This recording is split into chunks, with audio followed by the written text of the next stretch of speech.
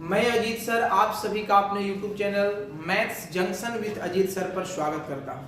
चलिए, पिछले क्लासों में हमने ट्रिगोनोमेट्रिकल रेशियो का चर्चा किया था। ट्रिगोनोमेट्रिकल रेशियो के एंगल्स और उसके वैल्यूज के बारे में बात कर लिया था। आज हम लोग बात करेंगे कि यदि एंगल 90 डिग्री से ज्यादा हो जाए, 120 डिग्री हो जाए, 300 डिग्री हो जाए, 270 डिग्री हो जाए, 180 डिग्री हो जाए, तो उस परिस्थिति में हम क्या करते हैं और एंगल्स को कैसे निकालते हैं। तो चलिए, आज हम लोग डिस्कस करने वाले हैं 90 डिग्री से ज्यादा के एंगल को कैसे ज्ञात हम करते हैं, कैसे फाइंड आउट करते हैं। तो चलिए, इसको समझने के लिए हमको सबसे पहले क्वाड्रेंट समझना होगा। हेडिंग डालेंगे क्वाड्रेंट। इसको हिंदी में क्या बोलते हैं? हिंदी में बोलते हैं चतुर्थांश। क्या बोलते हैं भैया? चतुर्थांश बोलते हैं। अब ये चतुर्थांश क्या होता है पहले ये जान लो। देखो, जब एक प्लेन पर ये एक प्लेन है, ये 2D फिगर है। जब एक प्लेन पर दो लाइन परपेंडिकुलर इंटरसेक्ट करती है, मतलब काटती है, तो ये चार प्लॉट्स बनते हैं। पहला प्लॉट, दूसरा, तीसरा और चौथा। इन चार प्लॉट को क्वाड्रेंट कहते हैं। देखो, ये एक्स एक्सिस, मतलब ये एक्स एक्सिस हो गया, ये वाई डैश, ये आपका वाई एक्सिस हो गया। यहां आपका क्या है? 0, यहां 1, यहां 2, यहां 3, यहां -1, यहां -2, ऊपर में +1 +2, नीचे में -1 -2 होता है। कोऑर्डिनेट ज्योमेट्री में आप इसके बारे में पढ़े होंगे कि ये जो एरिया होता है वो प्लस प्लस का एरिया होता है, मतलब दोनों पॉजिटिव होता है। ये जो एरिया होता है इसमें x माइनस होता है और y क्या होता है? प्लस होता है। यहाँ x भी माइनस होता है और y भी माइनस होता है। और यहाँ क्या होता है? तो आपका x जो है वो प्लस होता है और y आपका माइनस होता है। ठीक है, इसको बोलते हैं फर्स्ट क्वाड्रेंट। क्या बोलते हैं भैया? First quadrant. इसे हम क्या बोलते हैं? ये मेरा कहलाता है सेकंड क्वाड्रेंट। Second quadrant. ये हमारा क्या कहलाता है? ये हमारा कहलाता है थर्ड क्वाड्रेंट और ये मेरा कहलाता है फोर्थ क्वाड्रेंट। तो भैया ये चार क्वाड्रेंट्स हमारे होते हैं। अब यहां पर कोऑर्डिनेट ज्योमेट्री में आप जो क्वाड्रेंट्स आप पढ़े हैं वो किसके बेस पर पढ़े हैं? तो उसको आप x और y एक्सिस के वैल्यू के बेस पर पढ़े हैं। लेकिन ट्रिगोनोमेट्री में जो हम क्वाड्रेंट पढ़ेंगे वो एंगल के बेस पर पढ़ेंगे कि एंगल में क्वाड्रेंट को कैसे डिवाइड करते हैं। तो समझने का प्रयास करिएगा। देखिए, ये यहां पर जो आपका क्वाड्रेंट है वो किस तरह से डिवाइड होगा। ये आपका x है, ये x डैश है, ये y है, ये आपका y डैश है, और यहां पर आपका ये ओरिजिन है। इसको ओरिजिन बोलते हैं। ओरिजिन ये वाला है। अब ध्यान दीजिएगा, यहां पर आपका 0 डिग्री का एंगल बनेगा। क्या बनेगा? Angle 0 degree. समझिएगा, मान लीजिए कि दो लाइन इसी के ऊपर है तो एंगल कितने डिग्री का बनेगा? 0 डिग्री का। जैसे जैसे ये आगे की ओर बढ़ेगा तो यहां आके एंगल कितना डिग्री बनेगा? 90 डिग्री। फिर जैसे जैसे आगे बढ़ेंगे यहां आके एंगल कितना बनेगा? 180 डिग्री। फिर आगे बढ़ेंगे तो यहां एंगल कितना बनेगा? 270 डिग्री। फिर यहां पर आप आएंगे तो एंगल कितना बनेगा? 360 डिग्री। पूरा एक बार जब रोटेशन आप कर लिए, एक बार घूम लिए, तो एंगल कितना डिग्री का हो जाएगा? 360 डिग्री का हो जाएगा। ठीक है, अब थोड़ा सा ध्यान दीजिएगा, फर्स्ट क्वाड्रेंट में क्या होता है? फर्स्ट क्वाड्रेंट में आपका होता है कि 0 डिग्री से बड़ा होगा थीटा और 90 डिग्री से क्या होगा? छोटा। ये फर्स्ट क्वाड्रेंट में जो एंगल होगा वो 0 डिग्री से बड़ा होगा और 90 डिग्री से क्या होगा? छोटा होगा। सेकेंड क्वाड्रेंट में जो थीटा का वैल्यू होगा वो आपका 90 डिग्री से बड़ा होगा और 180 डिग्री से छोटा होगा। ये आपका सेकेंड क्वाड्रेंट कहलाएगा। थर्ड क्वाड्रेंट में जो वैल्यू होगा थीटा का वो 180 से बड़ा होगा और 270 से क्या होगा? छोटा होगा। ये आपका थर्ड क्वाड्रेंट होगा। ये आपका थर्ड क्वाड्रेंट होगा। अगर फोर्थ क्वाड्रेंट का बात करें तो इसमें थीटा 270 डिग्री से बड़ा होगा और आपका 360 डिग्री से क्या होगा? छोटा होगा। ये आपका फोर्थ क्वाड्रेंट। क्लियर है? अब आपको इसमें ये जानना होता है कि किस क्वाड्रेंट में कौन सा ट्रिगोनोमेट्रिकल वैल्यू जो है, ट्रिगोनोमेट्रिकल रेशियो जो है वो आपका क्या होता है? पॉजिटिव होता है, और किसमें कौन सा? नेगेटिव होता है। चलिए ध्यान देंगे। देखो, फर्स्ट क्वाड्रेंट में क्या होता है कि ऑल टी रेशियो पॉजिटिव होता है, ऑल टी रेशियो क्या होता है, पॉजिटिव होता है। मतलब साइन, कॉस, टैन, कॉट, सेक, कॉसेक, ये 6 के 6 इस क्वाड्रेंट में पॉजिटिव होते हैं। जबकि सेकेंड क्वाड्रेंट में क्या होता है मेरे भाई, तो सेकेंड क्वाड्रेंट में केवल साइन और कॉसेक, ध्यान रखिएगा, साइन और कॉसेक ये आपका क्या होता है, पॉजिटिव होता है। ये आपका क्या होता है, पॉजिटिव होता है। अदर जो भी है, इसके अतिरिक्त अदर जो भी है वो सब के सब मेरे भैया क्या होते हैं, निगेटिव होते हैं। थर्ड क्वाड्रेंट में क्या होता है, तो टैन और कॉट का जो वैल्यू होता है ना, ये पॉजिटिव होता है, और अदर जो भी हैं वो सब के सब क्या होते हैं, निगेटिव होते हैं।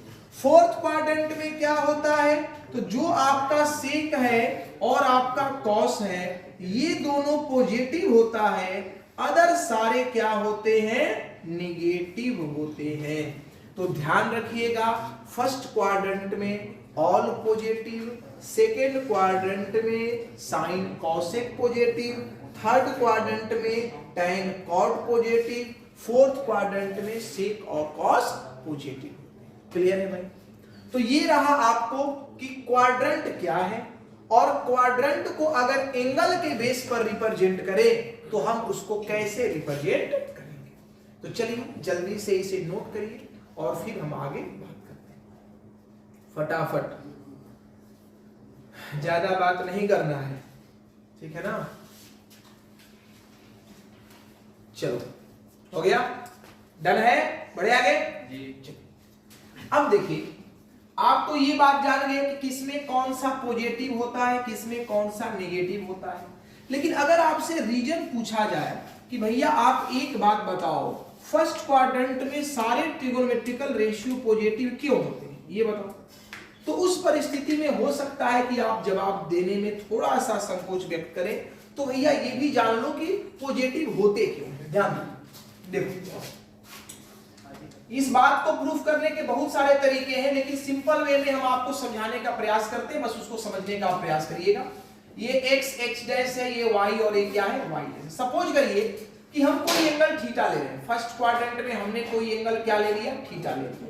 तो देखो ये जो है वो क्या है, x है और इसका वैल्यू पॉजिटिव होगा, और ये क्या है, y है, इसका भी वैल्यू क्या होगा, पॉजिटिव होगा। तो थोड़ा सा इस बात को समझिएगा कि देखो अगर ये थीटा है तो ये आपका क्या है, ये आपका लंब है, और ये आपका क्या है भैया, आधार है। ये आपका क्या है, आधार है ना। तो ये अगर आपका लंब है और ये आपका आधार है तो ये आपका क्या होगा, कर्ण होगा। अब देखिए लंब P आपका पॉजिटिव है ना, और आधार B भी आपका क्या है, पॉजिटिव है, और कर्ण H भी आपका क्या हो गया, पॉजिटिव हो गया। तो भैया P, B और H से बनने वाले सारे के सारे ट्रिगोनोमेट्रिकल रेशियो क्या होंगे, पॉजिटिव होंगे, क्योंकि यहां चाहे आप P by B बना लो, या B by P बना लो, या P by H बना लो, या H by P बना लो, या B by H बना लो, या H by B बना लो, ये सारे वैल्यूज क्या मिलेंगे आपको, पॉजिटिव मिलेंगे। इसलिए फर्स्ट क्वाड्रेंट में सारे ट्रिगोनोमेट्रिकल रेशियो क्या होते हैं, पॉजिटिव होते हैं। क्लियर है? अब सेकेंड क्वाड्रेंट पे आओ, सेकेंड क्वाड्रेंट को भी देख लो, फटाफट देख लेते हैं हम।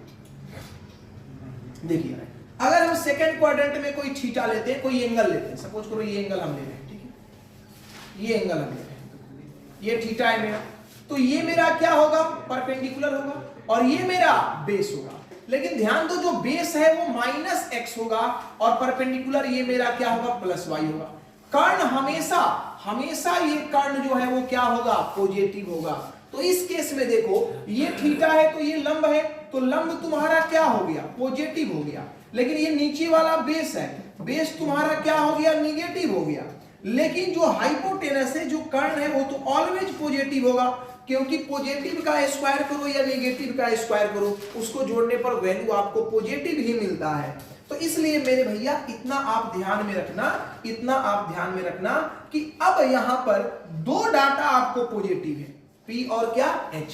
तो P और H से बनने वाला रेशियो P by H क्या होता है, बोलो, साइन थीटा होता है, और H by आपका P क्या होता है, तो ये आपका कॉसेक थीटा होता है। इसलिए साइन थीटा और कॉसेक थीटा क्या होता है, पॉजिटिव होता है। अदर सारे के सारे क्या होते हैं, निगेटिव होते हैं, यही रीजन है। चलिए अब आते हैं हम थर्ड क्वाड्रेंट का, यहां बात कर लें कि थर्ड क्वाड्रेंट में क्या होता है।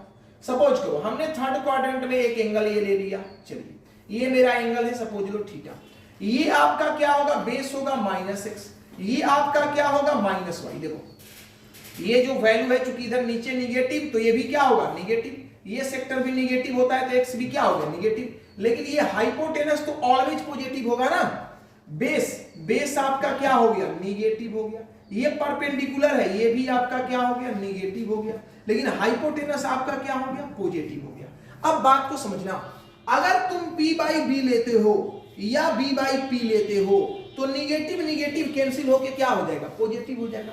p/b क्या होता है तो ये tan थीटा होता है, और b/p क्या होता है तो ये cot थीटा होता है। इसलिए tan थीटा और cot थीटा का वैल्यू भी क्या होता है पॉजिटिव होता है मेरे भैया। यहां देखो सारे के सारे पॉजिटिव हो गए, यहां साइन कॉसेक पॉजिटिव हो गया, यहां tan cot पॉजिटिव हो गया। अब चलो अब बात कर लेते हैं यहां पर बात कर लेते हैं फोर्थ क्वाड्रेंट में, छोटा सा दिखा देते हैं आपको। यहां हम एक एंगल ले रहे हैं और ये एंगल मेरा क्या है थीटा है, तो ध्यान रखिएगा x तो पॉजिटिव होगा लेकिन ये y मेरा क्या हो जाएगा नेगेटिव हो जाएगा। तो देखो यहां पर p आपका क्या है, यहां परपेंडिकुलर क्या है नेगेटिव, और बेस आपका क्या है पॉजिटिव, और हाइपोटेनस तो ऑलवेज आपका क्या होगा पॉजिटिव होगा ना। तो अब देखो जो b और h से रिलेशन बनेगा वो पॉजिटिव होगा, क्योंकि अगर आप b/h लिखते हो या h/b लिखते हो तो ये क्या होता है, ये होता है cos थीटा और ये क्या होता है sec थीटा। इसलिए cos थीटा और sec थीटा आपका क्या होगा पॉजिटिव होगा, और सारे के सारे अदर ट्रिग्नोमेट्रिकल रेशियो क्या होंगे नेगेटिव होंगे। तो मेरे भैया ये रीजन था कि फर्स्ट क्वाड्रेंट में सारे ट्रिग्नोमेट्रिकल रेशियो पॉजिटिव क्यों होते हैं, सेकेंड क्वाड्रेंट में साइन और कॉसेक पॉजिटिव क्यों होता है, थर्ड क्वाड्रेंट में tan cot पॉजिटिव क्यों होता है, और फोर्थ क्वाड्रेंट में cos और sec पॉजिटिव क्यों होता है। तो ये आपका जो प्रूफ था वो हमने आपको समझा दिया और उम्मीद है आपको समझ में भी आया होगा। तो चलिए इसको जल्दी से आप नोट करें या स्क्रीनशॉट ले लें और फिर हम इसके आगे बात करते हैं कि यहां पर फिर क्या होगा। जल्दी से स्क्रीनशॉट ले लीजिए आप। चलिए मिटाया जाए, ठीक है, आगे की ओर अब बात करते हैं। आज तो क्वाड्रेंट का सारा कंसेप्ट नहीं हो पाएगा क्योंकि ये बहुत बड़ा सेक्टर है, फिर भी आधा कंसेप्ट आज हो जाएगा और आधा जो फॉर्मूले रहेंगे ना उसको हम लोग क्या करेंगे नेक्स्ट क्लास में डील करेंगे, क्योंकि फॉर्मूले भी बहुत ज्यादा है। अब थोड़ा सा एक चीज समझिएगा, देखिए आपको जो हमने बताया वो चीज थोड़ा समझिएगा। जब हमने यहां पर आपको क्वाड्रेंट डिस्कस किया तो हमने बताया कि ये 0 डिग्री है, यहां 90 डिग्री है, यहां 180 डिग्री है, यहां 270 डिग्री है और पुनः यहां 360 डिग्री। देखो अगर हम प्लस थीटा लिखें तो आप समझना थोड़ा अधिक, क्या समझना थोड़ा अधिक, और अगर हम लिखते हैं माइनस थीटा मतलब आप क्या समझना थोड़ा। अब इस चीज को समझना ये थोड़ा अधिक थोड़ा कम क्या है। देखो अगर हम बोलते हैं सिर्फ प्लस थीटा तो आपको पता होगा कि जब आप एंटी क्लॉकवाइज जाते हैं तो वो पॉजिटिव थीटा होता है। प्लस थीटा का मतलब आप किस क्वाड्रेंट में जा रहे हैं, फर्स्ट क्वाड्रेंट में जा रहे हैं। अगर हम बोलते हैं 360 डिग्री प्लस थीटा तो भी आप किस क्वाड्रेंट में जा रहे हैं, फर्स्ट क्वाड्रेंट में ही जा रहे हैं। क्लियर है। अब देखो अगर हम तुमसे बोलते हैं कि n into 360 degree plus theta तो भी आप किस क्वाड्रेंट में जा रहे हैं, फर्स्ट क्वाड्रेंट में ही जा रहे हैं। अगर हम आपसे बोलते हैं 90 डिग्री माइनस थीटा तब भी आप किस क्वाड्रेंट में रहे, फर्स्ट क्वाड्रेंट में ही है भैया। तो ध्यान रखिएगा कि अब हम इनकी चर्चा करेंगे 90 डिग्री माइनस थीटा का, 360 डिग्री प्लस थीटा का, n into 360 degree plus theta. दूसरा बात ध्यान रखिए, अगर हम करते हैं 90 डिग्री प्लस थीटा तो किस क्वाड्रेंट में आप चले आएंगे, सेकेंड क्वाड्रेंट में, और जब सेकेंड क्वाड्रेंट में आएंगे तो साइन और कॉसेक क्या हो जाएगा, पॉजिटिव हो जाएगा। अगर हम करते हैं 180 डिग्री माइनस थीटा तो भी आप किस क्वाड्रेंट में रहेंगे? सेकंड क्वाड्रेंट में ही रहेंगे। अगर हम करते हैं 180 डिग्री प्लस थीटा तो आप थर्ड क्वाड्रेंट में चले जाएंगे, या करते हैं 270 डिग्री माइनस थीटा फिर भी आप थर्ड क्वाड्रेंट में चला आएंगे। आगे देखिए, अगर हम करते हैं 270 डिग्री प्लस थीटा तो आप फोर्थ क्वाड्रेंट में चले जाएंगे, या हम बोलते हैं 360 डिग्री माइनस थीटा तो भी आप फोर्थ क्वाड्रेंट में चले जाएंगे। अगर हम सिर्फ बोलते हैं माइनस थीटा, ध्यान रखना, सिर्फ क्या बोलते हैं? माइनस थीटा, तो भी आप फोर्थ क्वाड्रेंट में चले आएंगे। तो जब हम इसका फॉर्मूला बताएंगे, देखो फॉर्मूला आप इसका रट जाते हो, रटना नहीं है भाई, कुछ भी रटने की जरूरत नहीं है। जब हम इसके फॉर्मूले को समझाएंगे तो आपको यही चीज काम आएगा कि कौन किस क्वाड्रेंट में गया, और अगर जिस क्वाड्रेंट में गया तो उस क्वाड्रेंट में वैल्यू पॉजिटिव होता है या नेगेटिव।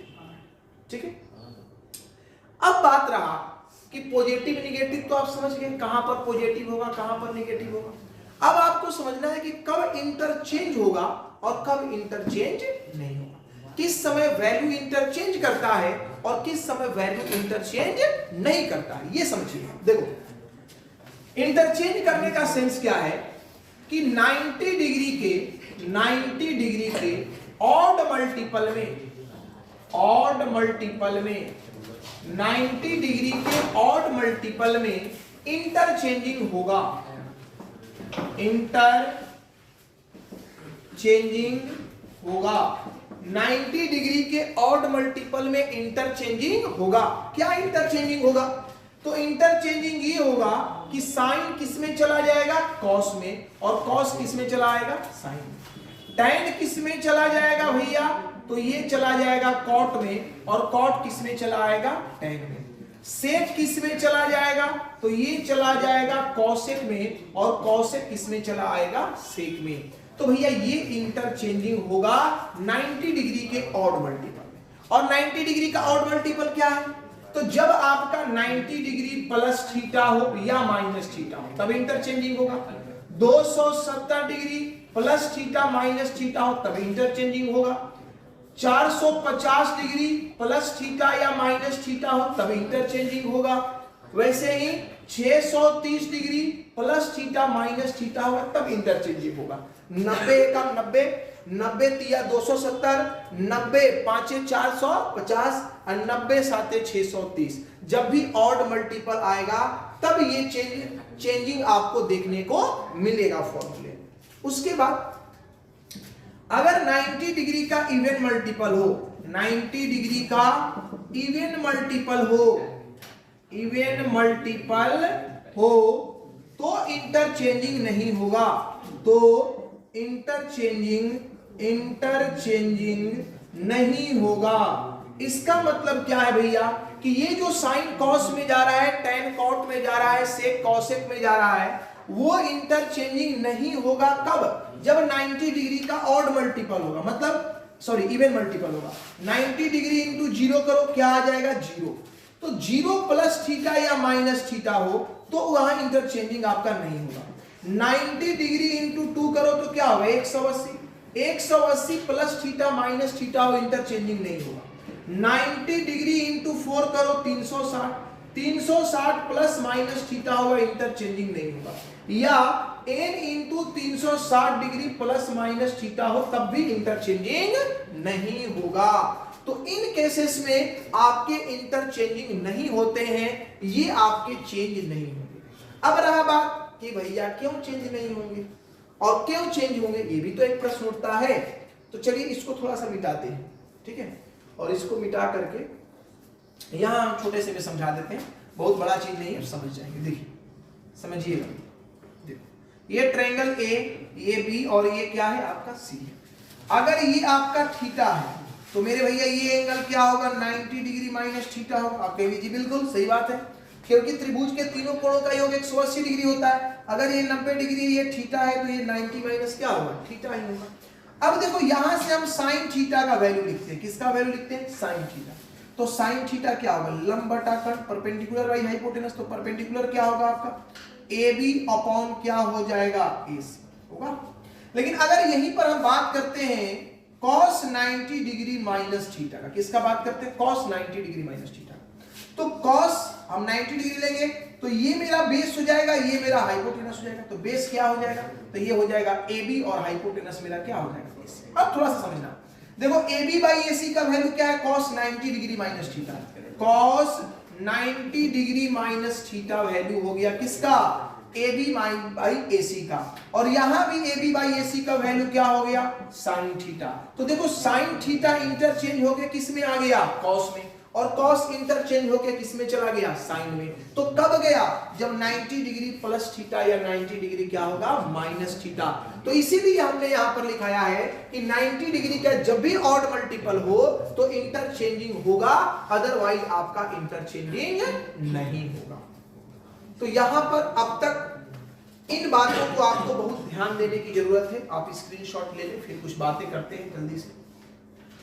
देखिए, ये वैल्यू आपको याद होना चाहिए, कहां पॉजिटिव होता है, कहां नेगेटिव होता है, किस क्वाड्रेंट में कौन पॉजिटिव होता है, कौन नेगेटिव होता है, कब 360 डिग्री प्लस थीटा होगा, कब 360 डिग्री माइनस थीटा होगा। क्योंकि फॉर्मूले आप रटेंगे तो भूल जाएंगे, रटना नहीं है, उसको समझना है, तब आप इस पर क्वेश्चन कर पाएंगे। और पेपर में ये क्वेश्चंस कुछ ज्यादा आ रहे हैं आजकल।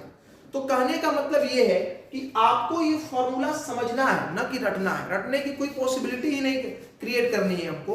तो हम लोग क्या करेंगे कि इन चीजों को एक बार देखेंगे, आप सभी इसको अच्छे से एक बार देख लेंगे, एक दो बार इसको लिखेंगे, समझेंगे, और फिर नेक्स्ट क्लास में इस पर बेस्ड जितने भी फॉर्मूले हैं उसको हम समझाएंगे कि ये एक्चुअल में होता कैसे है, बनता कैसे है, न कि आपको रटाएंगे। तो चलिए, इसको आप यहां तक आप क्लियर कर लीजिएगा और हम लोग अगले क्लास में मिलते हैं। तब तक के लिए आप सभी को नमस्कार, जय हिंद, जय भारत।